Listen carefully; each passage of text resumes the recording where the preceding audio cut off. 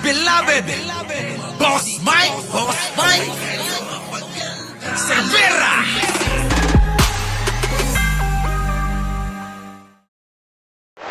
Kakagatan na sila mga kababayan. Sige, pasok. Kunin ninyo ito. Kasi harap-harapan kami ng long table.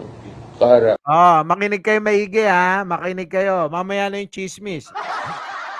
I said, Mr. President, we would insist that that China Sea, or not the whole of it, but there is a part of the China Sea that belongs to the Philippines.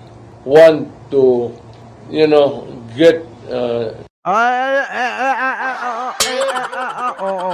savings instead of import. Ay, nako. Sige, tuloy. Digo. Importing it from the exporting country. Ako naman I will dig my oil there. Ano? Magdidig ka ng oil? Kailan pa? I just want to let you know. Ito ang sagot ni Xi Jinping.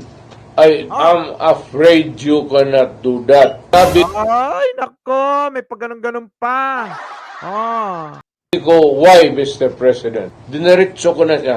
I will get it from that portion of the Red China Sea that belongs to the Philippines. Red China Sea. Red China Sea na pala. Cox Acero. Di ba pwedeng gawing West Philippine Sea? Philippines. Sabi niya, please do not do it for the life of me. We are friends and I do not want. Nako. Si Banat ba? Tingnan nyo. Yayanga lang, Titingala lang, No? Oo. Kita nyo?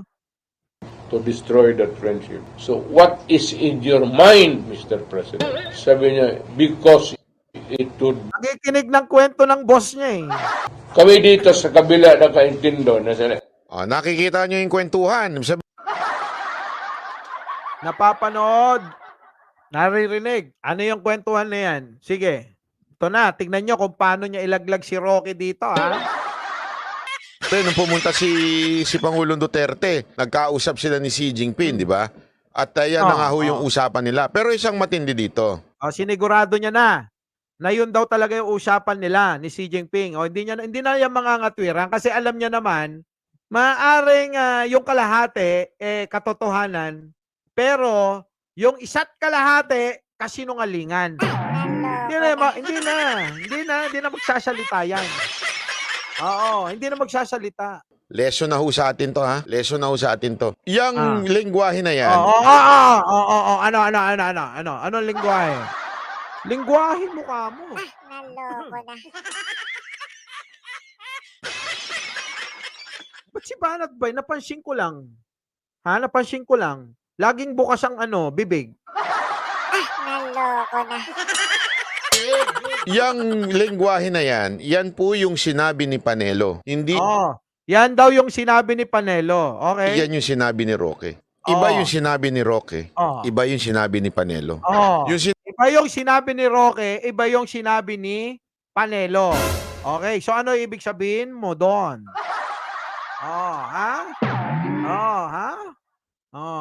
Ano ibig niya sabihin doon, mga boss? Sinungaling si Roque? Hoy, Roque, Kaya pala hindi ka nanalo Kasi sinungaling ka Diba? Ano ba sinabi ng ninong ko? Kakampi nila yan, Kita nyo naman kung bumanat yan si Roque sa administrasyon, diba? Would be in trouble. Kami dito sa kabila nakaintindo na sila. Nakikita nyo yung kwentuhan. Sabi, nung pumunta si Pangulong Duterte, nagkausap sila ni Xi Jinping, di ba? At yan na nga ho yung usapan nila. Pero isang matindi dito. Lesson na ho sa atin to, ha? Lesson. Maging lesson daw sa inyo, mga DDS. Yung sinabi ni Roque. Iba yung sinabi ni Roque. Iba yung sinabi ni Panelo. Yung sinabi ni Panelo ang sinabi ni Pangulong Duterte. So alam nyo na next time kung sino ang paniniwalaan. So alam nyo na next time kung sinong paniniwalaan. Sa madaling salita, gusto niya sabihin, sinungaling si Roque. Huwag mong itatanggihan. Yun ang gusto mong puntohin dyan. Naloko na. Oh, wala sa kanila ang dapat paniwalaan. Bakit kanyo? Pare-parehas silang sinungaling eh.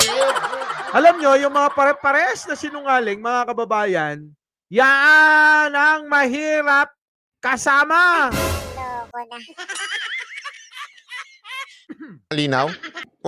Anything na sasabihin ni Roque about PRRD, representing PRRD, huwag kayo maniwala. Okay? Matalino si Roque. Huwag daw kayong maniwala. Ayan ha. So, ibig sabihin, sinungaling talaga si Roque. Sinungaling ka pala, Roque. Roque, pakita ka nga. Ikaw ba to? Sige nga. Sinungaling daw eh. Ang pagpapakaso kay Pastor ay katapusan na.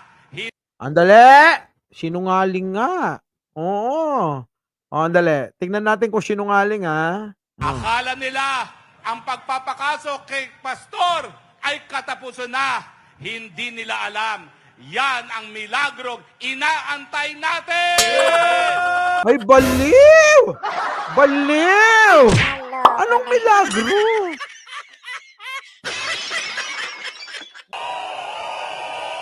Dahil lahat ng paratang mapapasinungalingan sa hukuman, hindi ni Ontiveros. Ayun na nga, nasa hukuman na. Ang sabi nyo, a-attend lang, dadalo lang, yung ano ninyo, poon ninyo, kapag ka nasa hukuman na, keep in mind. Oo. Di ba? Naloko na.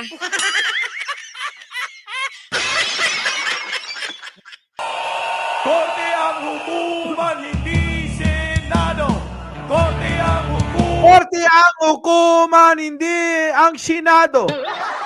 May nandun na nga sa hukuman eh. Ayaw nyo pa rin magsipag-attend eh. So ano na lang ang paniniwalaan namin sa inyo? Di ba? Hindi Senado. Korte ang hukuman, hindi Senado. Korte Kita nyo? ang hukuman, hindi Senado. Naloko na. Oh, sige, tuloy. Ito na. Isa pa tong matanda na to, ha? Naloko na. Muli! Mike Cerbero po, laging nagpapaalala. Mahalin natin ang ating kapwa. Ipagdasal natin lagi ang ating bansa. Magandang umaga, magandang hapon, at magandang gabi sa mandako ng mundo. Naroon kayo. Siyempre, magandang buhay na rin para sa ating lahat. Our beloved, Boss Mike,